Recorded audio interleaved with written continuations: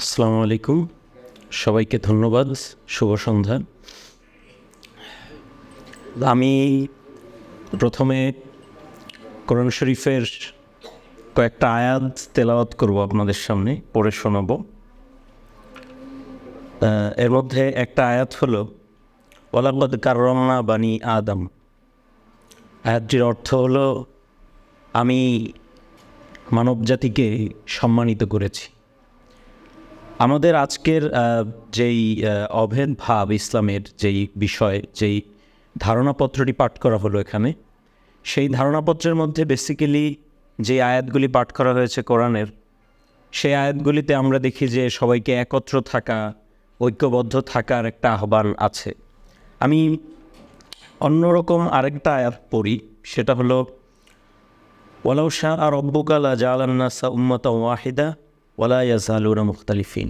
এই আয়াতটার অর্থ হলো যে যদি আল্লাহ চাইতেন তাহলে সমস্ত মানুষ একই জাতিসত্তায় অন্তর্ভুক্ত থাকতো, একই দলের মধ্যে থাকতো, একই মতামতের হতো, কিন্তু না, সেটা হবে না। তারা পরস্পরের সাথে বাহাস এবং পরস্পরের সাথে তর্কের মধ্য দিয়ে নানান দলে তারা বিভক্ত থাকবে। এই আয়াতটা কেন পাঠ করলাম সেটা একটু বলি। এই আয়াতটা পাঠ করার কারণ হচ্ছে, আমরা যখন আজকে ইসলামের অভেদ ভাব নিয়ে কথা বলার জন্য এখানে উপস্থিত হয়েছি, আলোচনা করার জন্য উপস্থিত হয়েছি, তখন প্রথমে আমাদের আসলে এটা রিকগনাইজ করা দরকার যে আমাদের সমাজে বহু মত আছে, বহু পথ আছে। কারণ আমরা যদি বহু মত এবং বহু পথের যেই উপস্থিতি, সেটাকে যদি রিকগনাইজ না করি, সেটাকে যদি আমরা না করি, চিহ্নিত না করি, সেটাকে যদি আমরা অনুমোদন না করি, তাহলে আমরা আসলে অভেদ ভাবের মধ্যে একত্র হতে পারবো না।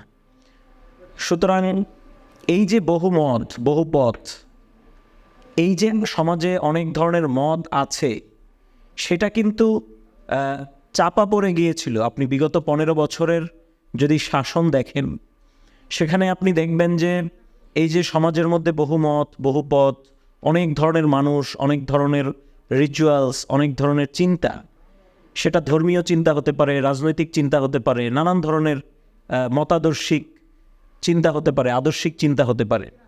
সেই জায়গাগুলি, সেই যে মতভেদের জায়গাগুলি, বিভিন্নতার বৈচিত্র্যের জায়গাগুলি, সেই জায়গাগুলি কিন্তু রিকগনাইজড ছিল না। এবং সমাজের মধ্যে বিভিন্ন মতের মানুষের মধ্যে যে মিথস্ক্রিয়া, পারস্পরিক যেই সংযোগ, যোগাযোগ এবং পারস্পরিক যেই আদান প্রদান, এই আদান প্রদানের জায়গাটা কিন্তু ছিল না। কারণ আজকে এখানে নিশ্চিতভাবেই যারা এই অনুষ্ঠান আয়োজন করেছেন, সেই সময়ে, সেই আওয়ামী লীগের আমলে এ ধরনের একটি অনুষ্ঠান আয়োজন করা দুরূহ ছিল অনেক। এবং এই ধরনের একটি অনুষ্ঠান আয়োজন করলে নিশ্চিতভাবেই বিভিন্ন ধরনের কি বলা যায় এটাকে, বিভিন্ন ধরনের ট্যাগ, বিভিন্ন ধরনের লেভেলিং, এগুলি করা হতো তাদেরকে।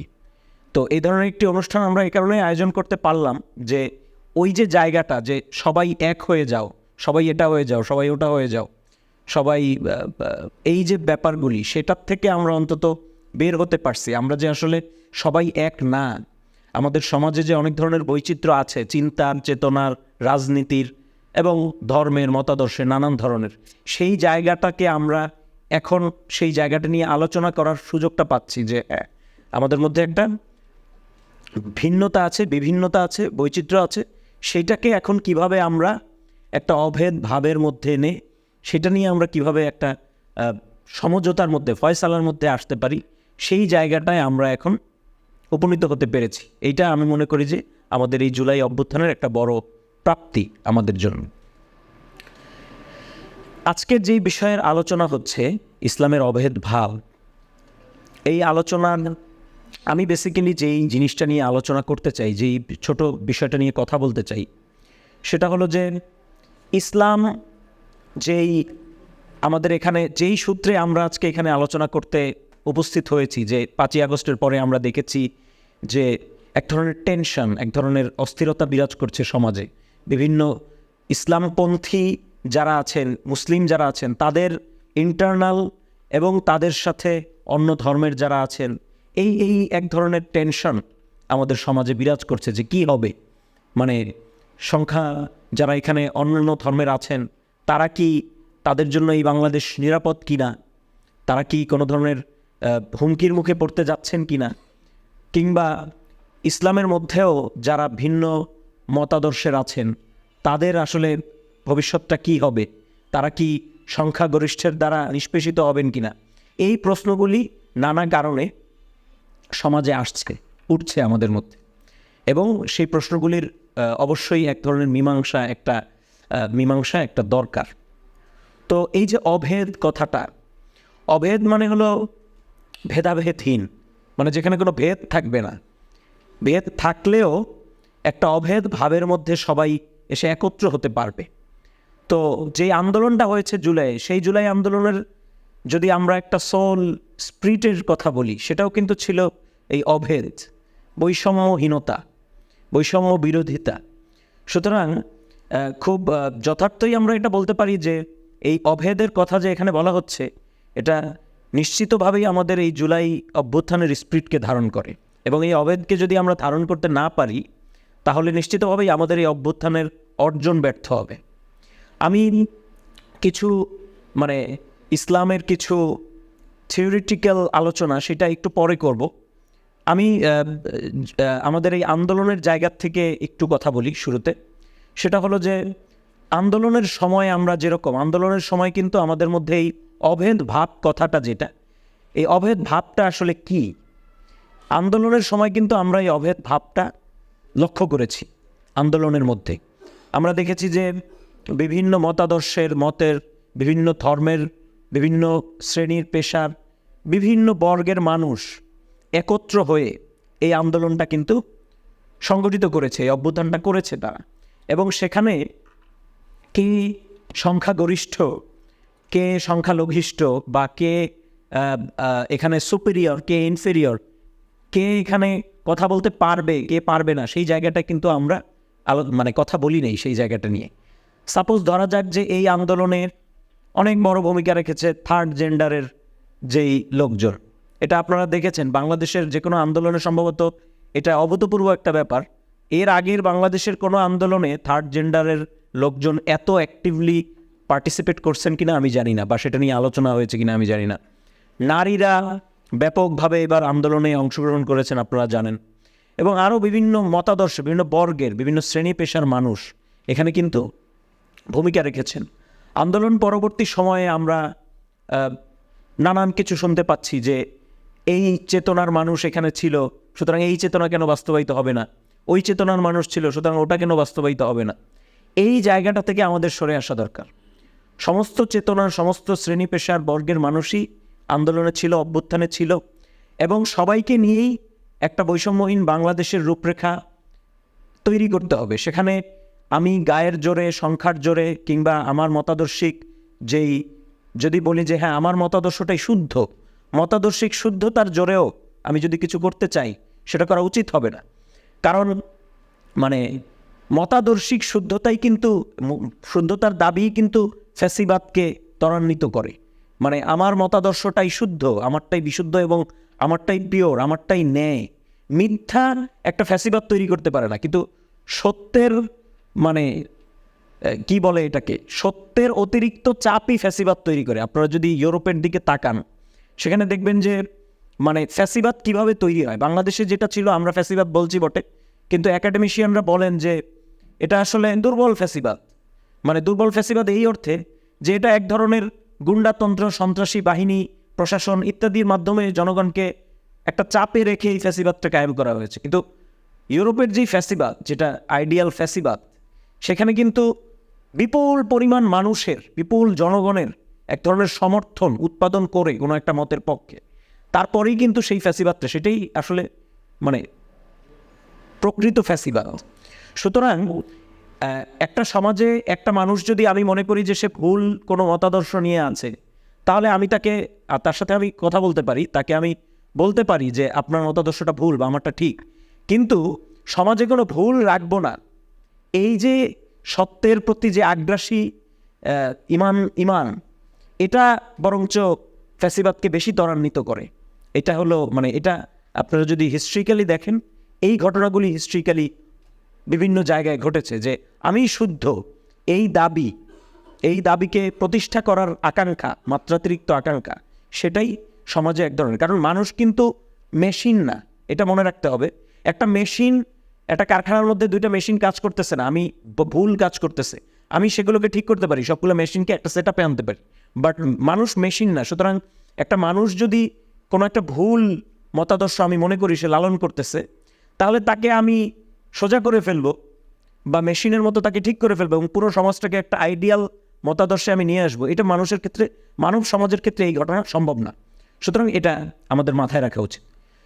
ইসলামের অভেদ ভাব, কোরআন শরীফে একটা আয়াত আছে সূরা বাকারায়, লা ইকরাহা ফিদ্দীন, মানে ধর্ম নিয়ে কোনো বাড়াবাড়ি নেই, বাড়াবাড়ি করা যাবে না।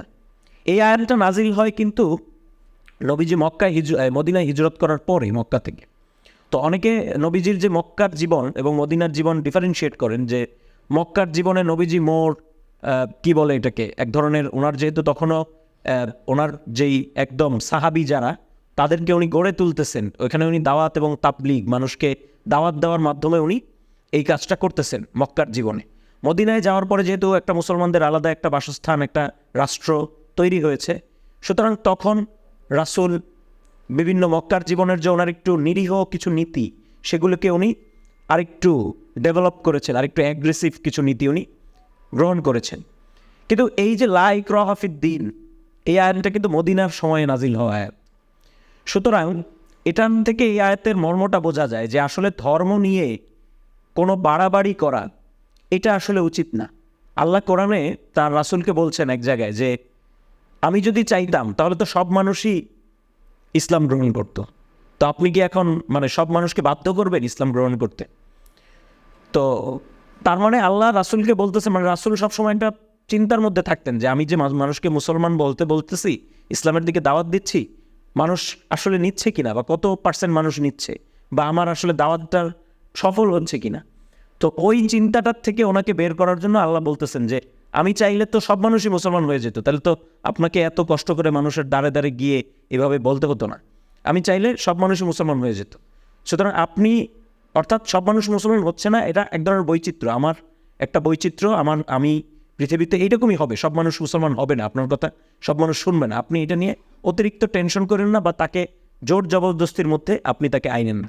এবং রাসূল যখন মদিনায় রাষ্ট্র গঠন করেন, তখনও কিন্তু রাসূল মদিনা সনদের কথা, যেটা আমরা জানি অনেক আলোচনা হয় মদিনা সনদ নিয়ে, তো এই মদিনা সনদের মধ্যে কিন্তু এটা একটা প্যাক্ট ছিল, ওই মদিনায় বসবাসকারী যত গোষ্ঠী ছিল, ধর্মীয় গোষ্ঠী এবং অন্যান্য মতাদর্শিক গোষ্ঠী, তাদের মধ্যে এক ধরনের চুক্তিভিত্তিক রাষ্ট্র কিন্তু ছিল। এটা যদি রাষ্ট্রীয় চুক্তি, কন্ট্রাক্ট, এটার যদি কোনো না থাকতো, এটার যদি কোনো মূল্য না থাকতো, যদি এমন হতো যে একটা সমাজে সংখ্যাগরিষ্ঠ যারা, তারাই সেখানে মানে তাদের নীতিই চলবে, তারাই সেখানে একটা রাষ্ট্র তৈরি করবে, তাদের মতাদর্শই অনুযায়ী সেটা চলবে, তাহলে রাসূল কিন্তু করতেন না, রাসূল ওই প্যাক্টের দিকে যাইতেন না উনি তখন। কারণ মদিনায় ইহুদিরা তখন ছিল খুবই সংখ্যায়, তারা অল্প, এবং রাসূল এবং তার সাহাবী যারা আছেন, মদিনার যারা তার অনুসারী আছেন, তারা অনেক সংখ্যায় অধিক ছিল। সুতরাং তারা চাইলে তারা তাদের মতো একটা রাষ্ট্র তৈরি করতে পারতেন।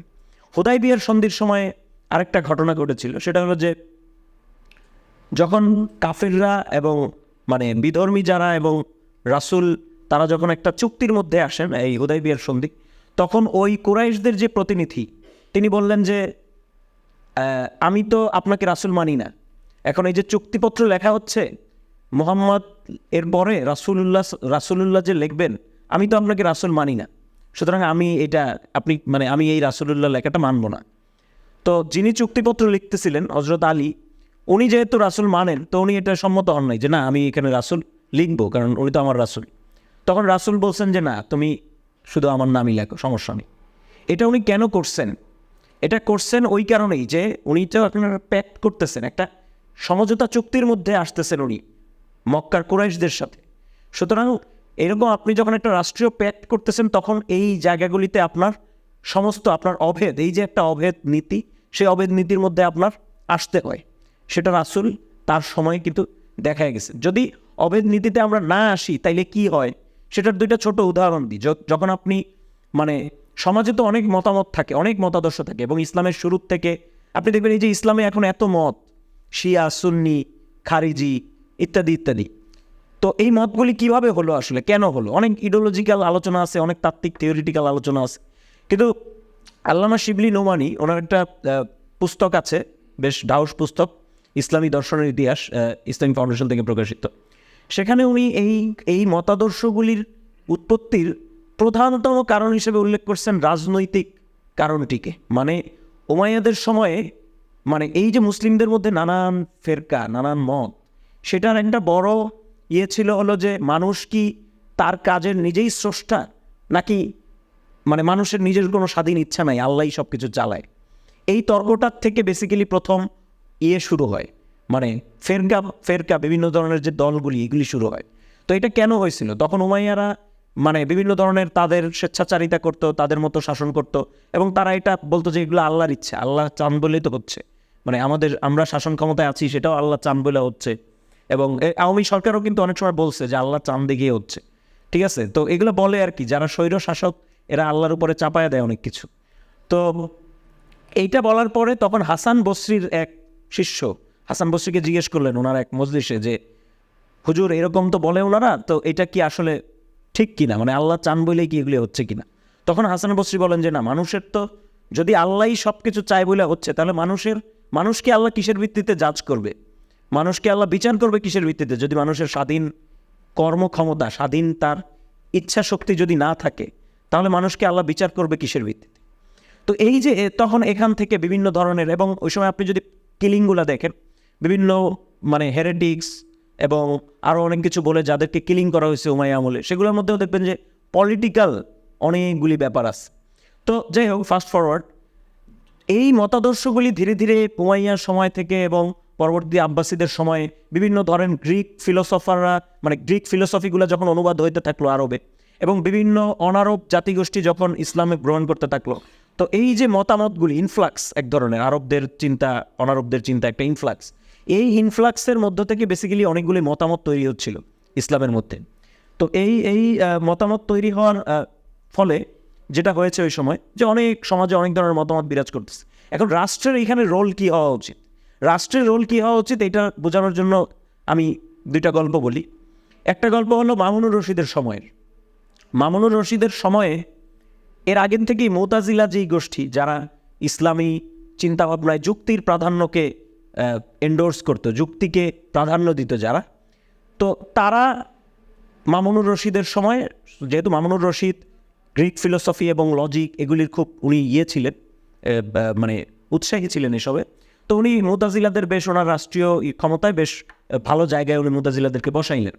এবং মুতাজিলারা এখানে বসার পরে তারা একটা তর্ক চলতেছিল, ডিবেট ওই সময়, যে মানে খুবই ডিবেট আর কি, খুবই তাত্ত্বিক থিওরিটিক্যাল ডিবেট, যে মানে কোরআন শরীফ যেটা আমাদের কাছে আছে, এই কোরআন শরীফটা তো আল্লাহর কথা, তো এই আল্লাহর কথা কি আল্লাহ নিজেই সৃষ্টি এটা, নাকি আল্লাহর অস্তিত্বের অংশ? মানে সৃষ্টি হইলে এক ধরনের ব্যাপার, সৃষ্টি হইলে সেই সৃষ্টি তো একসময় ধ্বংস হয়ে যাবে, আর যেটা আল্লাহর অস্তিত্বের অংশ সেটা তো অনাদি, অনন্ত, সেটা তো কখনো ধ্বংস হবে না। সো এই ছিল বেসিক্যালি ডিবেট। এখন এই ডিবেট নিয়ে নানান ধরনের ওই সময় মুসলিমদের মধ্যে অনেকগুলি মতামত ছিল, অনেক ধরনের ঘরানা ছিল। তো মামুনুর রশিদ যেটা করলেন, উনি রাষ্ট্রীয়ভাবে এই একটা মত নিলেন, মুতাজিলাদের মতটা। মুতাজিলাদের মত ছিল যে এই কোরআন শরীফ আল্লাহর সৃষ্টি, এটা আল্লাহর অংশ না, সুতরাং এটাকে হিস্ট্রির সাপেক্ষে বুঝতে হবে আর কি, মানে কোরআন শরীফের অনেকগুলি জিনিস, অনেক তাত্ত্বিক ডিবেট আছে আর কি এখানে। তো এইটা যখন উনি রাষ্ট্রীয়ভাবে চাপায়া দিলেন সবার উপরে, তো তখন উনি এইটার বিপরীত মতের যারা, তাদের উপর অত্যাচার করলেন, নির্যাতন করলেন, অনেক ধরনের অনেক কিছু, রাষ্ট্রে ক্যাওস তৈরি হলো। এবং ওনার দুই প্রজন্ম পরে আলটিমেটলি এটা ওনার বন্ধ করতে উনি বাধ্য হয়েছেন, এই জিনিস। এবং পরবর্তীতে দেখা গেছে যে সমাজে যারা এটার বিরোধী ছিলেন, যে অংশটা, তারা অনেক কট্টর হয়ে উঠছেন সমাজে, এবং তারা অনেক কট্টর হয়ে ওঠার ফলে যারা আহলে হাদিস বলতো, যাদের তখন, যারা হাদিস ছাড়া যুক্তিকে যারা প্রাধান্য দিত না, তারা অনেক বেশি সমাজে শক্তিশালী হিসেবে আবির্ভূত হইলেন, এবং তারা সোসাইটির অনেক কিছুর উপরে রুল করা শুরু করলেন। এটা একটা ঘটনা। আরেকটা ঘটনা হলো আব্বাসি আমলের পরের ঘটনা, যখন সেলজুকরা নিশাপুর, খোরাসান এই সমস্ত অঞ্চলে যখন তারা করতেছে, রাজত্ব করতেছে, তো ওই সময়ে নিশাপুর শহর ছিল ট্রেড, তারপর জ্ঞান বিজ্ঞান, ইসলামিক সায়েন্সেস, সুফিজম, অনেক কিছুর কেন্দ্র আর কি, একটা ভাইটাল পয়েন্ট আর কি। তো সেইখানে শাফি এবং হানাফি মাযহাবের লোকজন ছিলেন।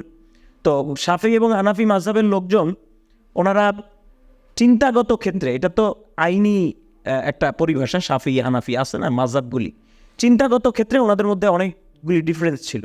তো শাসক যিনি ছিলেন ওই সময় তুগরিল বেগ, এই তুগরিল বেগ উনি তো টার্কিশ ছিলেন, অর্থাৎ মানে কি বলে এটাকে, মঙ্গোলিয়ান টার্কিশ ছিলেন। তো উনি আরবদের যেই আপনার কি বলে এটাকে, আরবদের যে বিভিন্ন ধরনের ধর্মের ক্ষেত্রে আরবদের যে নীতিগুলি, সেগুলি আসলে একজন অনারব হিসেবে ওনার খুব একটা পছন্দ হইতো না, উনি যেহেতু অনারব। সো উনি ইমাম আবু হানিফার যেই বিভিন্ন ধরনের নীতি, সেটা ওনার পছন্দ হতো অন্য কারণে। ইমাম আবু হানিফার সাথে উনি একটা আত্মীয়তা অনুভব করতেন, কারণ আবু হানিফা আরব ছিলেন না, উনি পার্সিয়ান ছিলেন। সো এই কারণে উনি হানাফি মাযহাবকে একটা প্রাধান্য দিয়ে শাফি মাযহাবের যারা আছে তাদেরকে ওইখানে এক ধরনের অত্যাচারের মুখে ফেলে দিছে।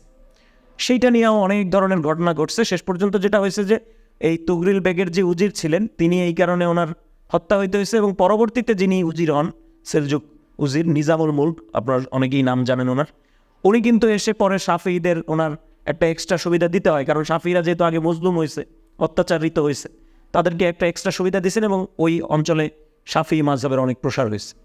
তো এটা দুইটা উদাহরণ দিলাম আমি, যে আপনি রাষ্ট্রীয় ক্ষেত্রে যখন আপনি কোনো একটা কোনো একটা মতাদর্শকে, কোনো একটা স্পেসিফিক ইডিওলজিকে আপনি যখন রাষ্ট্রীয় ক্ষেত্রে প্যাট্রোনাইজ করেন, আপনি রাষ্ট্রে যখন অভেদ নীতি, সিটিজেনের প্রতি যে অভেদ নীতি, সেটা যখন আপনি বজায় না রাখেন, তখন এই ঘটনাগুলি ঘটে।